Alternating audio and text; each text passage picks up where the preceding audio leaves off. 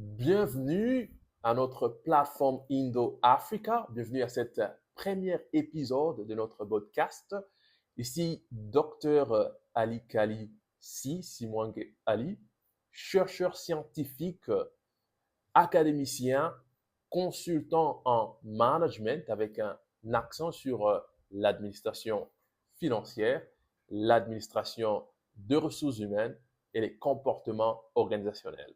Je suis basé en Inde, dans la ville de Bangalore, la ville des nouvelles technologies de l'Inde. Alors, quel est l'objectif de ces podcasts? Et bien sûr, la formation de cette plateforme Indo-Africa. J'ai pris beaucoup de temps à réfléchir sur l'aspect des réseaux sociaux, l'aspect de la vie virtuelle en Afrique en général et particulièrement en RDC.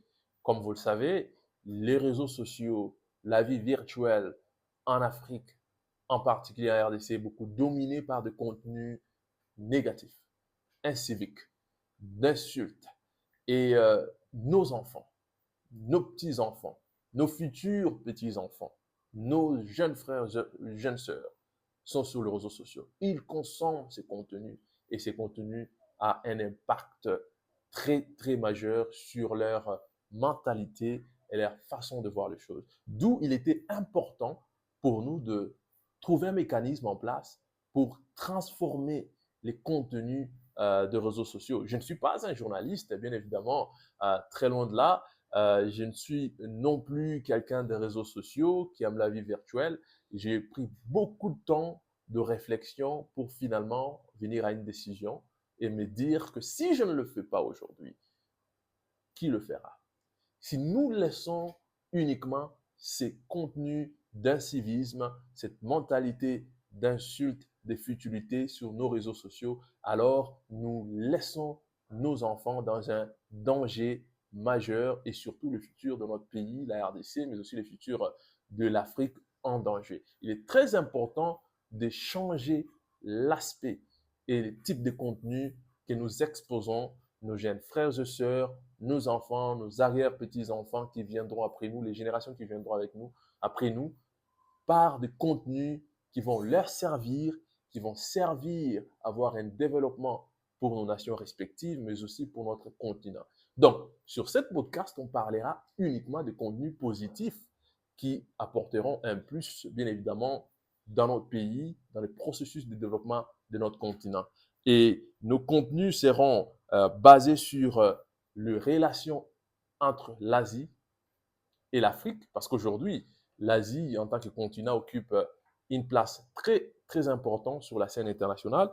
Nous allons nous focaliser sur les relations entre l'Inde et l'Afrique, particulièrement l'Inde, la RDC. L'Inde étant parmi les 5 plus grandes puissances économiques aujourd'hui, occupe une place très importante et stratégique dans le monde. D'où les relations entre la RDC et l'Inde sont à étudier, savoir comment explorer les domaines d'intérêt, les domaines de partenariat et comment est-ce que nos pays peuvent bien évidemment avoir des coopérations bilatérales avec l'Inde, dans quel domaine et comment est-ce que cela peut bien évidemment nous bénéficier. Aujourd'hui, l'Inde est très avancée dans la nouvelle technologie. Ils ont développé un mécanisme d'adaptabilité de la nouvelle technologie. Il est très important pour nous, en tant que nation et continent, d'être aussi flexibles et avoir des partenariats avec des pays qui ont déjà une expérience avancée dans ces domaines-là. Donc, relation entre l'Afrique, l'Asie, relation entre Inde, Afrique, Inde, RDC. Nous allons donc nous focaliser sur l'éducation parce que je suis du domaine, car aucune nation ne se développera sans une éducation de qualité. Nous devons investir dans les ressources humaines de notre pays.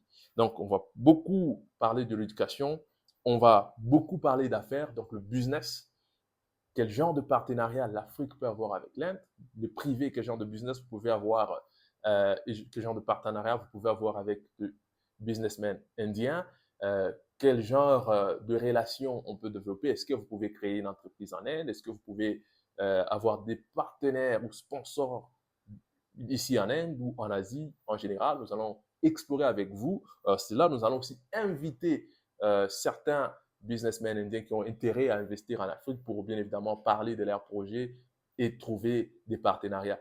Car il y a des investisseurs qui ont le moyen, mais qui ne savent pas où mettre leurs moyens. Voyez-vous, il y a aussi des gens, de jeunes entrepreneurs qui ont des idées, mais qui n'ont pas de moyens pour financer leurs idées. Alors, notre objectif serait de trouver une solution et être un pont entre les deux parties pour le rassembler afin de voir l'Afrique évoluer et aller de l'avant. Donc, on va parler d'entrepreneuriat, comme je l'ai dit, on va parler des questions d'actualité. Donc, ce qui se passe évidemment en Afrique, en RDC, les questions d'actualité sur le patriotisme, ce qui affecte le jeune, qu'est-ce que nous, en tant que jeunes, peuvent faire. Donc, les questions de leadership, les rôles de la jeunesse dans le développement de la nation, le rôle de tout un citoyen dans le développement du continent. Nous allons en parler, bien évidemment. Nous allons parler de la diplomatie, comment renforcer les relations diplomatiques entre les pays africains et les pays asiatiques. Et bien évidemment, quel type de leadership l'Afrique a besoin pour se développer. Donc, voici en quelques phrases les différents objectifs que nous allons explorer dans notre podcast. Comment concrétiser nos objectifs? Alors, on a parlé de business, relation entre l'Inde et l'Afrique, relation de l'Asie et l'Afrique. On a parlé bien évidemment de business, on a parlé d'éducation, on a parlé d'entrepreneuriat. Comment concrétiser cela? Comment ça se passera dans nos différents épisodes de podcast sur la plateforme Indo-Africa? Je ne suis pas du tout journaliste, je suis chercheur scientifique. Je suis dans le domaine de l'éducation.